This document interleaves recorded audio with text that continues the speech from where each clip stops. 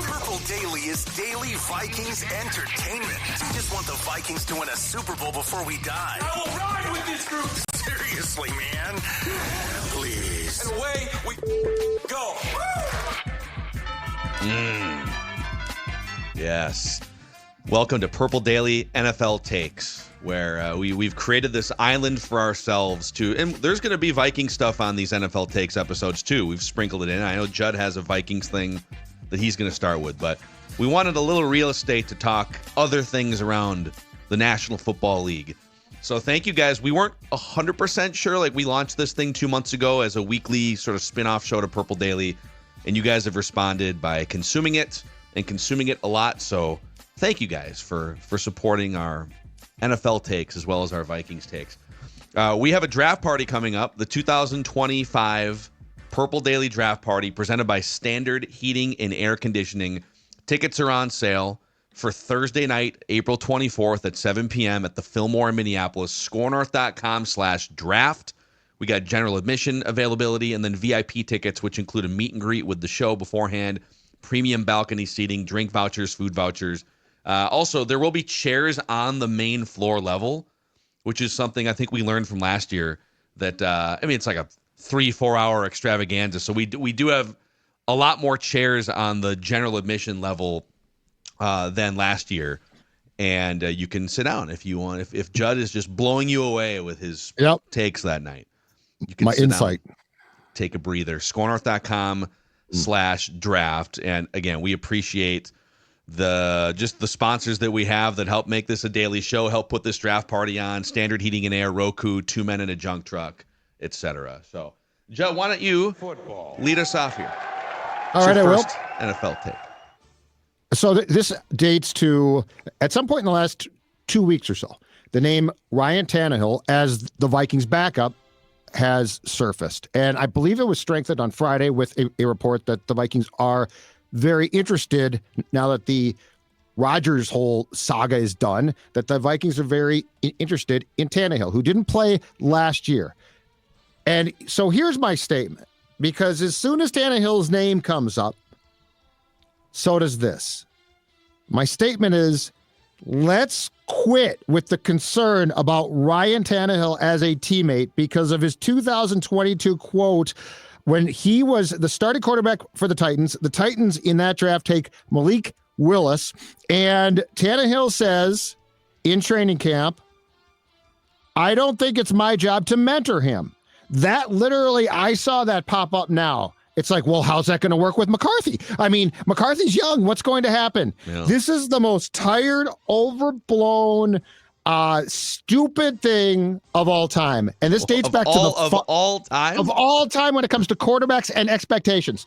And here's why. This dates back, as far as I recall, to the Rodgers Favre, when Favre said in the summer of 2005, after Rodgers was drafted, that it's basically not my job to mentor, which, yeah, it came off a little bit harsh, but it was correct.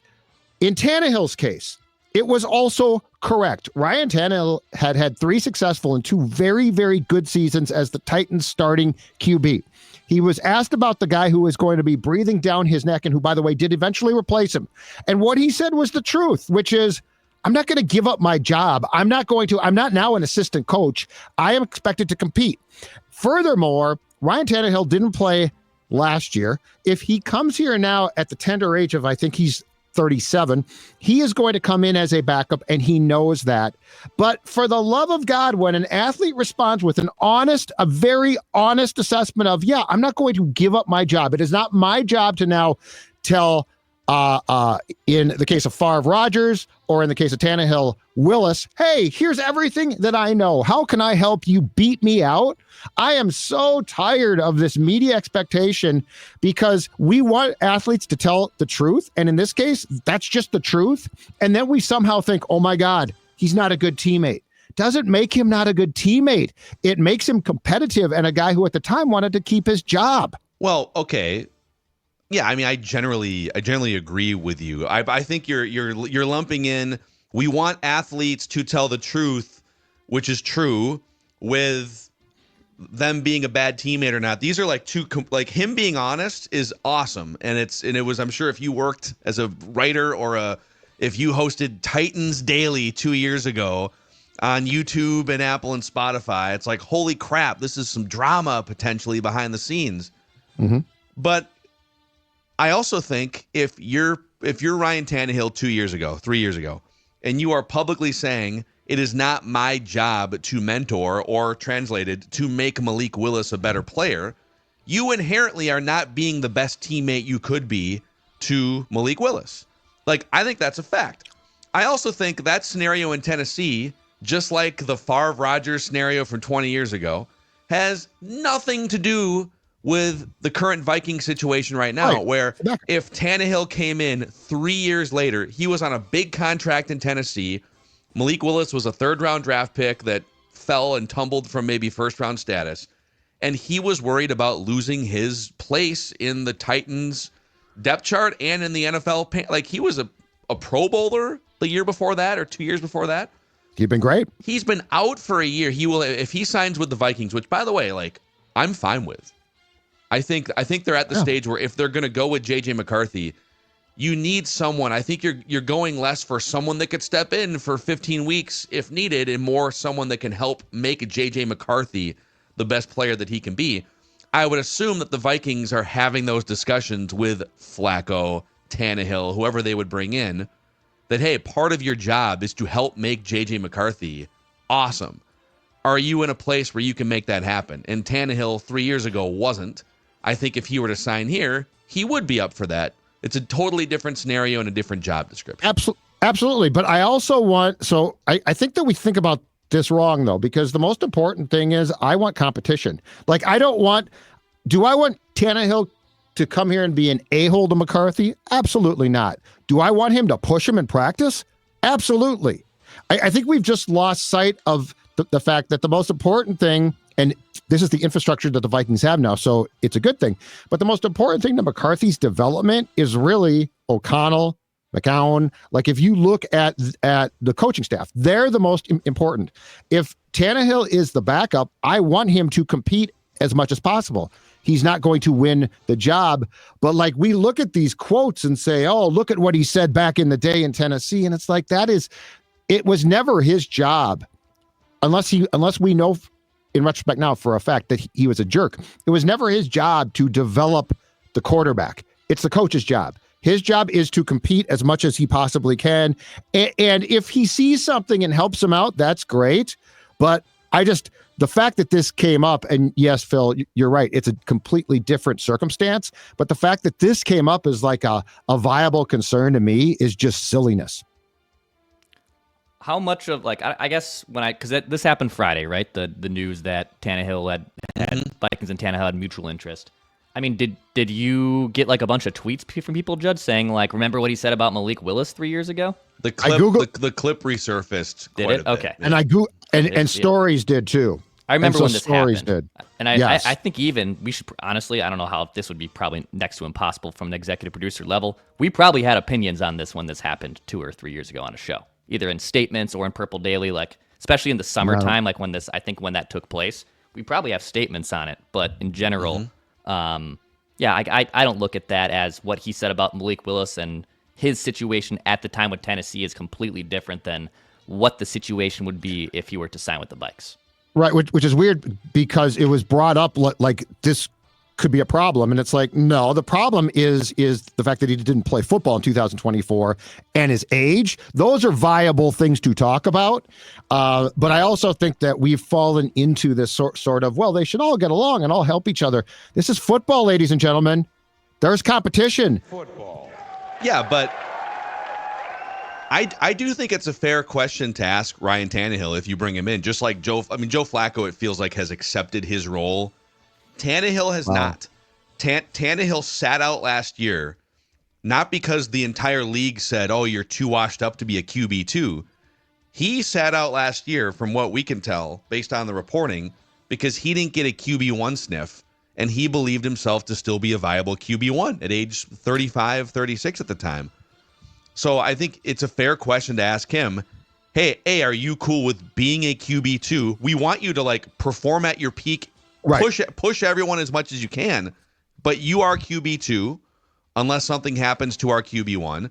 And as part of the job description, you can't be trying to sabotage him. In fact, Well, we yeah, need if he's we gonna need you to sabotage him- actively help him get better because that's what's going to make the franchise better. Like I think that's a fair set of expectations before you sign either Flacco or Ryan Tannehill or whoever else might. I want competition though. Like this to me. If Tannehill says, "Hey guys, I'm going to sabotage him.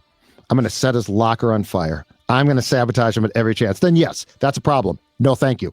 But the other thing too, and I guess I didn't think about this at the time, but I do now, having watched the O'Connell teams more too, is it is the most important people to McCarthy. Yes, it's nice if the quarterbacks support him for sure, but the most important people are the coaching staff, which is McCarthy has enough cooks in the kitchen where if Tannehill has some advice, that's awesome.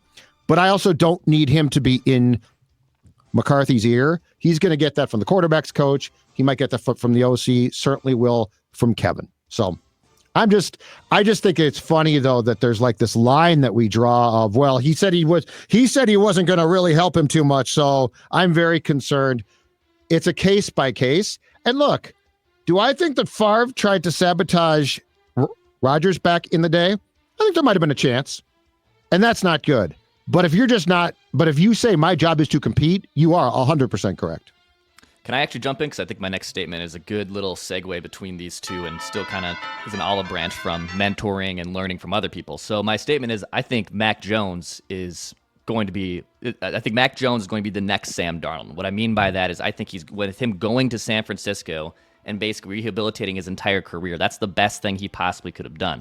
And Jones was on the record saying how excited he was to go to a winning organization, like to learn from Kyle Shanahan. He's actually like friends with Brock Purdy, like they worked out together last offseason. And he even acknowledges there's things I can learn from Brock Purdy. He's a cerebral quarterback. There's things that he can figure out that can make Mac Jones, maybe great again after a really good rookie season, but has since obviously fallen off to the point where he's openly taking a quarterback 2 job to Brock Purdy. I think this is the best possible way, I guess, we're rehabilitating quarterbacks is the first round pick is a bust and that's it. 3 years later, he's gone. It's like, well, hold on a second. Like if guys like Sam Darnold and Mac Jones were top 15 draft choices in their own draft class and they didn't have the best go of it in their first round. So like at 26, they're done. They're out of this league. I think him going to San Francisco, perfect thing for Mac Jones. I agree, and Mac Jones becoming the next Sam Darnold is a great take, and I'm going to even take it to another level here potentially.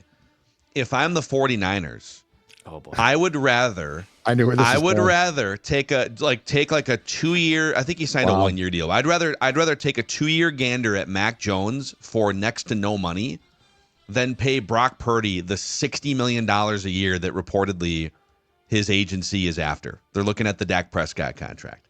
Yeah. One guy was a top 15 pick in the draft. The other guy was the last pick in the draft. And I know that once you get a couple years in the NFL, your draft status doesn't matter as much. But Mac Jones was stuck with Matt Patricia as an offensive coordinator and play caller at one point in New England. Mm-hmm. And Brock Purdy has been propped up with one of the best rosters and offensive play calling masterminds in the league over that same time stretch, basically. So, like, if I were to ask you just straight up, who is more talented, Mac Jones or Brock Purdy? The league screamed Mac Jones not that long ago, like 4 years ago. Mm-hmm.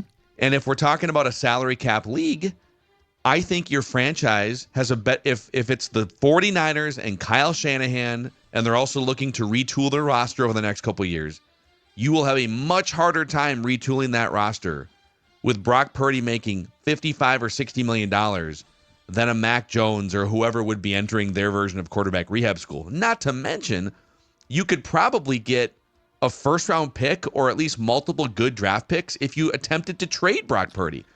So and the Niners have proven time and again, they will move off of a Garoppolo, off of a Trey Lance, Trey Lance sucks.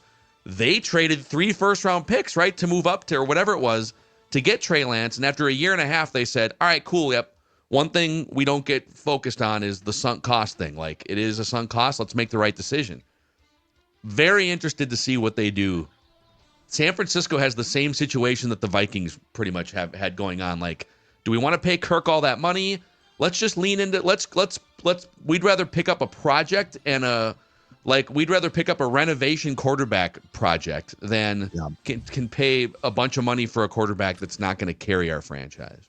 If Brock Purdy truly is going to get what Dak got, or I mean, hell, let's just say the starting point at the very least is $50 million per season. If I'm San Fran, I'm out. I can't do it.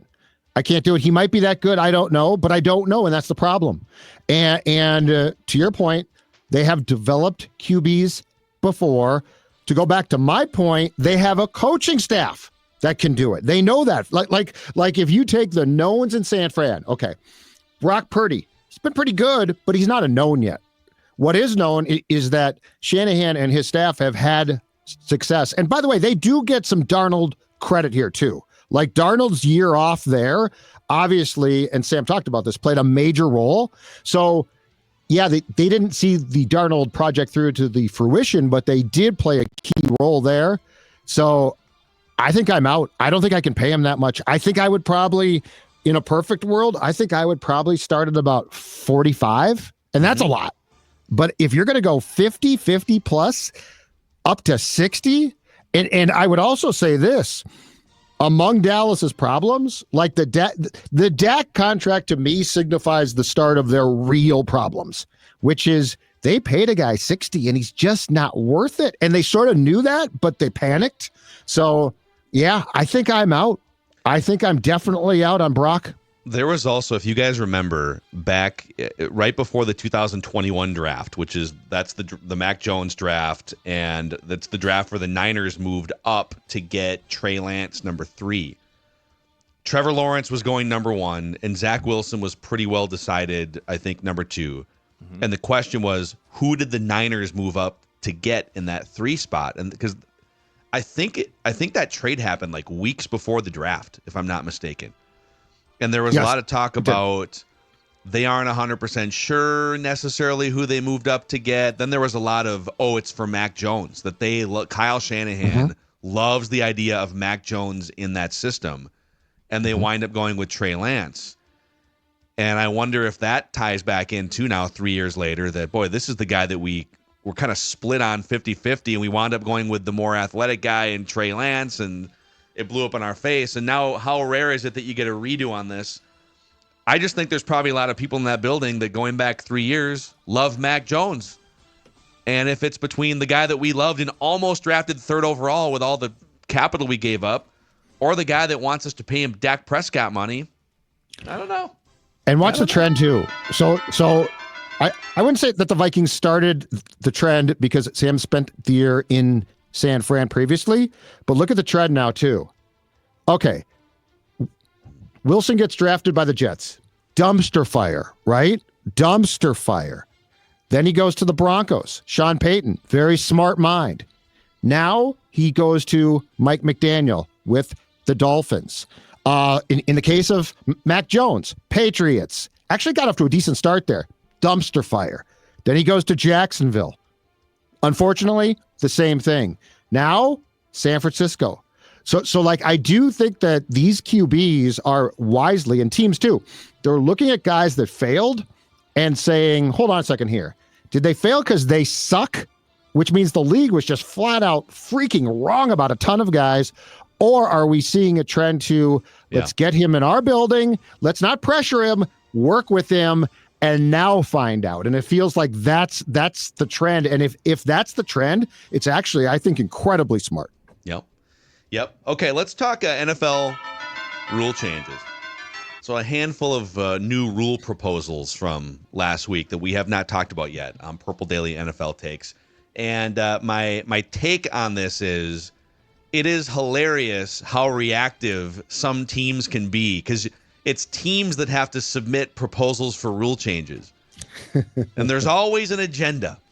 So the Detroit Lions, for example, are the handsiest defense in the NFL. They're also considered to be, with the knee injuries to some key players, TJ Hawkinson being one of them, that they definitely walk the line of not just handsy, but also potentially dirty. But they have committed more illegal contact penalties than any team in the NFL the last 2 or 3 years by like a mile. Somebody put the graphic up on Twitter last week, and it's like, okay, yeah, the Lions are super handsy. So the Lions have proposed that the NFL eliminates the automatic first down as a penalty for defensive holding and illegal contact, which are usually 5-yard penalties. Pass interference is when the ball is already in the air, and that's a 15-yard or a spot foul. Illegal contact or defensive holding takes place before the quarterback has released the ball. But let's start with that one. What do you guys think of the Lions saying, you know what? If it's a 3rd and 17 and our guy gets called for a hold off the line of scrimmage, why should that 5-yard penalty result in a 17-yard 3rd and 17 wiped away? So at first I said, I sort of like this idea because it always seems weird, like on 3rd and 20 to have a 5-yard penalty that results in a first down. So I thought at first, you know what? I sort of like this. But then I thought, hold on a second here. So the Lions are basically saying on 3rd and 20, we'll hold your guy. We're going to make you call it. We'll get penalized 5 yards, and then you still have to punt. I became much more torn at that point. Well, they get the ball back. It'd be a 3rd and 15. They get to rerun the down. Oh, and then okay, then you do it again, and now it's 3rd and 10. But so wait, so if it's like 3rd and 20, you hold, it's 5 yards, or you can, the offense would run the play again, but it would still be 3rd down. Yeah, so I don't know that I like the fact that you would be allowing defenses carte blanche to basically just hold, and it might cost us, it might not. So I ended up being in the category of a little bit torn here. Because I see the downside to it not being a first down. Yeah, it would turn into like in when you old school blitz football, you can play defense. You can just tackle the wide receiver like before the ball's even out of the quarterback's hand. Justin Jefferson just on the ground. You can literally just tackle him. So if it's that, I feel like there'd just be too much leeway of, okay, we'll back ourselves even into a 3rd and 10 because 3rd and 10 you're still gonna have a really tough time doing it. Like you're gonna do it back-to-back times. I think it's tough. My bigger problem is this. I would like to see more definition of what is a defensive hold of a receiver. Like, because sometimes it's so ticky-tack. And it's like, if that's going to be the penalty, the first down, if that's the penalty, it better damn well be holding and not a couple of guys. Because sometimes we see the defense penalized when it's clear that there was fighting both ways. So I guess what I would like to see is I would like to see the rule enforced more consistently in a correct way, because sometimes it feels like it's a very small thing that's still called a hold. And that to me is a bigger problem than the actual rule itself being enforced. Yeah. I mean, you have to, defenses would game this. If it, on anything that's like 3rd and long, defenses would lean into grabbing and now officials would have to decide, you're right. Do we call it? Do we not? So, okay, another transparent team here with an agenda, the Green Bay Packers. Proposal to prohibit an offensive player from pushing a teammate who has lined up directly behind the center and receives the snap, otherwise known as the tush push. The Packers are trying to prohibit the tush push. What would their agenda be? I don't know, getting knocked out of the playoffs by the Philadelphia Eagles in the wild card round? They flat out said we submitted this rule because we're not good at the tush push ourselves. In which case, we can't really stop it. So I've thought about this rule and I've got the fix. I think that if it is at the line of scrimmage, that it should be outlawed.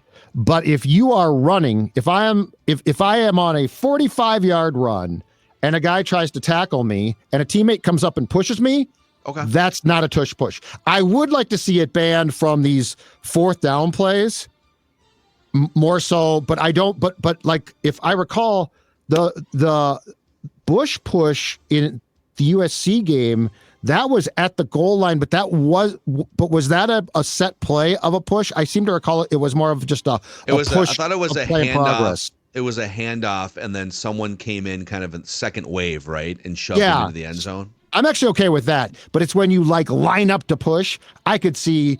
I don't love that play.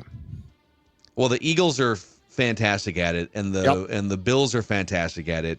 I get that it's kind of an inevitable, boring play, and the NFL, rightfully so, views itself as a TV product. So they're trying to weigh, Yep. okay, is the predictability and the inevitability in these super high leverage situations, goal to go or 4th and 1, 3rd and 1, do we need from an entertainment perspective to change this so that there's a little bit less predictability? And or do we just tell teams that aren't good at it, figure it out, these two teams did, it's on you as a roster building front office to just get better at it? If I was the league, here's what I would privately say. Here's my goal. I'm going to outlaw the tush push, but I think what you should start to do is develop offensive linemen who can carry the ball and line them up in the backfield. The big man run. I would far prefer the big man run against a bunch of guys trying to push a guy. So big you're man saying run. outlaw the tush push. And then I would privately say, there's no rule against putting a tackle out there eligible now. Like, you can do that now. No. I'm saying in the backfield, though. I know, So, you can do that now. Yeah, You can right. gotta declare them, right? No, Yeah. but I would privately say, do this. This is what we want. Like, we want more big man runs. That's more Why not? entertaining from a TV perspective than the tush Yes. push. It Totally. would be entertaining. 100%. I'm all for it because I can't, as a fan of my football team, watching a team just run into a brick wall on 3rd and 1s or 2nd and 1s drives me nuts. And if I had a cheat code, if I had my own possible way to get that almost guaranteed play of a first down, I'm using that bag in my arsenal every time. Yeah, I like it's. it. I mean, it's a huge reason why the Eagles have been to 2 Super Bowls in the last 3 years, and a huge reason why they won the Super Bowl. Okay, a couple more here. So the Eagles have proposed to align the playoff and regular season overtime rules to be one and the same, which is regardless of what happens on the first team's possession, the other team gets a chance to answer. So if they score a touchdown, the game isn't over, just like in the postseason. I like this just to align the rules. Just make it super easy. Here's what happens in NFL overtime. Both teams get the ball at least once, period. So sign me up for this one. Yeah. Was it also in that rule that they wanted to extend the clock to 15 minutes? Full Be quarter. a 15-minute overtime period in the regular season. It's 10 now? Is that It's what it is? 10, It's which 10. like It's weird. that extra 5 minutes is huge for possession time and all that stuff. So I would also like to either extend it or to Phil's just like how everyone gets one chance regardless and then go from there. Yeah, I think the first part of that potential rule change has a great chance. I think because of safety, I'd be curious if they would extend the quarter. I personally think that they should. But like, are they going to say, no, we cut it down to 10 for safety purposes? But yes, I think having the rule be the possession rule be the same. It's never made sense when it's not. I don't understand why you change things in play. Like, if you're going to change it, change it. So I think part of like it the first was part. the NFL players went on this crusade for years to try and just like lessen the physical tax of football, off-season, training camp, limiting the number of padded practices. And I think part of it was instead of a 15, because it used to be a 15-minute regular season overtime, right? And then they reduced it to 10. Oh, yep. Yes, they It's like, did. okay, so what's the difference between a 10 and you're playing an hour of football? I guess, yeah, if you're going to give both teams the ball, minimum, you might not have time for 2 possessions if it's only 10 minutes. So I would extend it to 15. I don't think anything that is enforced in the playoffs shouldn't be the same during the season, though. Like, I don't get that one. It's like, okay, we're going to do this for 18 weeks, and then we're going to change it. Yeah, that's kind of weird. Just no. And then this last one here, Detroit proposed to amend the current playoff seeding format to allow wildcard teams with better records to be seeded higher than division champions. So if you have like a 9-win crappy division champion and, I don't know, a 14-win wildcard team, for example, that the wildcard team would have the higher seed because they had a now you're still getting in if you're a division champion, so you're still rewarding winning a division. It's an automatic playoff berth, but you might wind up being the 7 seed if you're an 8 or a 9-win team. Like last year was a great example. I'm good love with this. it. Yeah, I think this is the right thing to do. And I saw like, well, that's going to take away incentive from your division. It's like, well, hold on. No, your rivalries with the Packers and Bears or the Giants and like those will still exist. It's not like you're not playing those two teams. Like that fun rivalryness still is going to exist. But for example, if the wild card team from the North is 5 wins better than the East, then I should be able to get a home field advantage. I kind of thought because when this was happening, obviously this wild card weekend with the Vikings this year, I thought, all right, I'll let your division winners get the home playoff game, but then I do think there could have been a reseeding afterwards for the second round. Like if the wild card team, so like let's say the Vikings won their game against the Rams, and then they were going to play another team that had a worse record in the divisional round. I think the Vikings should get the home playoff game. But shouldn't like they just get it for the first round then? But I guess the incentive would be if you win your division, like you should probably get a home playoff game. But if you win 14 games, you probably should too. Yeah. I am all for it. There's too many crappy teams. Like, it's fine. You're in the playoffs. You won the West. Congratulations. But I am, if you win 14 games and the division champion wins, I don't know, let's say 10 in the West, I think that the team that won 14 games should be at home to start. I don't think it's that tough, to be quite frank about it. Yeah, I'm super 50-50 on this, because there should be a value in, you want to preserve, I think the divisions meaning something makes the NFL more entertaining and a better product in a lot of ways. So I'm kind of torn, like, just go win your division. And also that week 18 game between the Lions and the Vikings, the stakes of that game, the loser of that game gets bounced from the 1 seed down to the 5 seed. Right. If it was under these new rules, then those two teams would have been playing for, I guess, the Eagles are in that mix too. So you're playing for the bye, but your worst case is that maybe you get bounced down to the 3 seed and you're still hosting a game. So the stakes would have been, I still think they would have played their starters and would have played for the first round bye, because it drastically increases your chances. Agreed. So it feels like every year the inevitability builds that this is going to happen. I don't know if they're going to vote it this year or not, but those are the major rule changes that were proposed. And the kickoff again too, right? They're trying, like, I think they're going to make it more prohibitive. They're basically, it's hilarious. They basically said, okay, we want this to be safer, but we got to get more kicks returned, which is actually more fun. And then the onside rule, I hope they do something with that. Well, we've been talking about that for 10 years around these parts here. Just make it a play, 4th and 15, 4th and 12, whatever. It's gotten worse though. Now it's just complete BS. Yep. So, all right, those are our NFL takes here. Purple Daily NFL takes every single week. Thank you guys for making this new show a thing. And if you missed it, we had Drew McGarry from Defector, long-suffering Vikings fan, on the Monday Purple Daily episode. Vikings news and is this a hot take tomorrow. We'll see you guys.